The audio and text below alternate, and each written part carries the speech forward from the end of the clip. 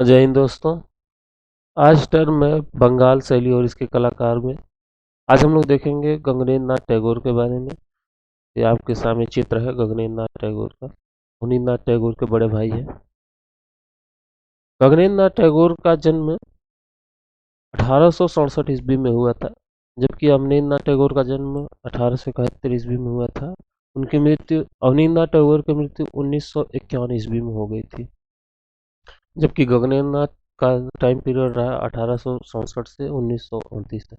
ये मूल रूप से अवनींद्रनाथ टैगोर के बड़े भाई थे और फिर भी ये बंगाल शैली से दूर रहे थे। 1905 ईस्वी से इन्होंने चित्रण कार्य प्रारंभ किया था। 1910 ईस्वी से 15 ईस्वी तक इन्होंने स्याही से चित्रण किए। फिर 11 ईस्वी में रविन्द्रनाथ टैगोर जी की एक पुस्तक है जीवन स्मृति, उसका चित्रण किया। फिर वास्तु तकनीक से चैतन्य महाप्रभु चरित्र माला का चित्रण किया, जिसमें कुल 21 चित्र चैतन्य महाप्रभु से हैं संबंधित है। अच्छा, एक ये बात और है कि क्षितिन्द्रनाथ मजूमदार चैतन्य महाप्रभु से प्रभावित थे। उनसे संबंधित चित्र उन्होंने भी बनाया था। अगर चैतन्य महाप्रभु के चित्र किसने बनाए ये प्रश्न आ जाए तो हम लोग लगाएंगे क्षितिन्द्रनाथ मजूमदार। तो हम बात कर रहे थे कि इन्होंने चैतन्य महाप्रभु से संबंधित 21 चित्र बनाए, उनके जन्म से लेकर के मृत्यु तक। 1921 ईस्वी में घनवादी प्रयोग किए। घनवादी का मतलब होता है क्यूबिक, मतलब कि घन आकृति में जो भी चित्र बनते हैं वो घनवादी चित्र होते हैं। भारतीय विषयों के लिए घनवादी शैली का प्रयोग करने वाले ये प्रथम चित्रकार थे। एग्जाम में कई बार पूछा जाता है इनमें से किस चित्रकार ने घनवादी प्रयोग किए, घनवादी शैली में चित्रण किया, तो सही जवाब होगा Gaganendra Nath Tagore. Temple cubistic city in the light, Dwarkapuri the spirit of the dawn, the spirit of the night, sitting in the stair care में इन्होंने घनवादी प्रयोग किया। 1917 ईस्वी में इन्होंने कैरिकेचर्स मतलब कार्टून बनाए, जिसे हास्य रस की अभिव्यक्ति हुई। इनकी मृत्यु लकवा मारने से हो गई थी, मतलब पक्षाघात से हुई थी। तो ये था गगनेंद्र नाथ टैगोर के बारे में। अब हम लोग देखेंगे यामिनी रंजन राय को। ये चित्र है यामिनी रंजन राय का। यामिनी रंजन राय के बारे में देख लेते हैं। इनका जन्म 1887 ईस्वी में हो गया था पश्चिम बंगाल के बांकुरा में। इनकी मृत्यु 1972 ईस्वी में हुई थी।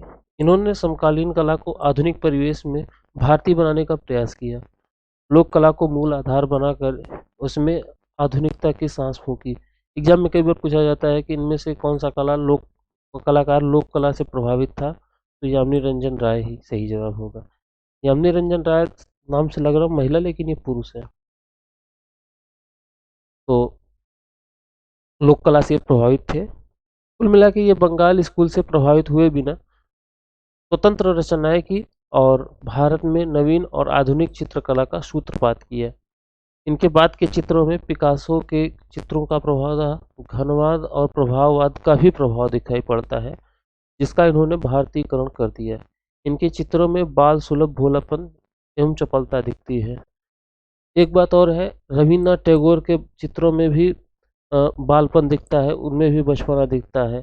तो ये देख लीजिएगा, अगर ये पूछा जाए कि किस चित्रकार के चित्र में बालपन दिखता है, तो रविन्द्रनाथ टैगोर सही जवाब होगा, इनका नहीं होगा। उन्होंने अपने 67वें वर्ष की उम्र से चित्र बनाना शुरू किया था रविन्द्रनाथ टैगोर ने। तो बात करें 1919 ईस्वी से 1974 ईस्वी तक इन्होंने लाहौर के मेयो कॉलेज और सिटी कॉलेज और क्रिश्चियन कॉलेज में अपनी सेवाएं दी। भारत विभाजन के उपरांत ये भारत आ गए। तो भारत विभाजन के उपरांत जो भी चित्रकार भारत आए थे वो दिल्ली शिल्प चक्र के सदस्य बन गए थे। हालांकि ये तो उसके निर्माण में इनको भागीदार रहा।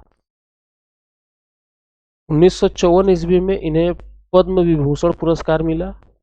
एक बात और, यामिनी रंजन राय को, नंदलाल बोस को और डीपी राय चौधरी को, इन तीनों को पद्म विभूषण पुरस्कार मिला हुआ है। इनको 54 में मिला था और 58 में डीपी राय चौधरी को, जो कि मूर्तिकार हैं, उनको मिला था। अब हम लोग देखते हैं प्रमुख कृतियों के बारे में। इनकी प्रमुख कृतियाँ संथाल मल्लाह और संथाल स्त्रियाँ, यहाँ पे आपको दिख रहा होगा। तो ये देखिए, ध्यान दीजिएगा, संथाल परिवार के जो चित्र हैं, वो मूर्ति, संथाल परिवार की जो मूर्ति है वो राम किंकर बैज ने बनाई थी। थोड़ा सा चित्र और मूर्ति में ध्यान रखिएगा। तो संथाल मल्लाह पूजारत स्त्री, गांव के किसान, तुलसी पूजन, कृष्ण और बलराम, माता और पुत्र, दो बिल्लियां, रथ यात्रा, केकड़ा, लोमड़ी, भेंट, ढोल वादक, संथाल स्त्रियां, सीता की अग्नि परीक्षा, घोड़ा गाड़ी। इसके बाद कुछ और चित्र हैं, जैसे कि टैगोर और बापू। तो टैगोर के चित्र अवनींद्रनाथ टैगोर ने भी बनाए हैं। ठीक, तो ध्यान रखिएगा, टैगोर और बापू इन्होंने बनाए। तीन योद्धा इन्होंने बनाए। ईसा की सूली इन्होंने बनाया। और अगर पूछ लिया जाए द लास्ट सफर किसने बनाया, तो भारतीयों में बनाया था एम.एफ. हुसैन ने, लेकिन ईसा की सूली यामिनी रंजन राय ने बनाया था। मैं भोला भाला, किंग एंड क्वीन, एक लोमड़ी, मछली दबाई बिल्ली, एक मछली, गाय, द वैष्णव, ये आदि इनकी रचनाएं रही हैं। हम लोगों ने देखा यामिनी रंजन राय और गगनेंद्र नाथ टैगोर दोनों को। उम्मीद है आपको समझ में आया होगा और चीज़ें याद भी हो गई होंगी। तो इसी तरीके के नए नए वीडियो प्राप्त करने के लिए आप चैनल को सब्सक्राइब कर लीजिए और बेल आइकन दबा लीजिएगा। ठीक है, मिलते हैं फिर अगले वीडियो में किसी नए कलाकार के साथ में। तब तक अपना ख्याल रखिए। जय हिंद, जय भारत।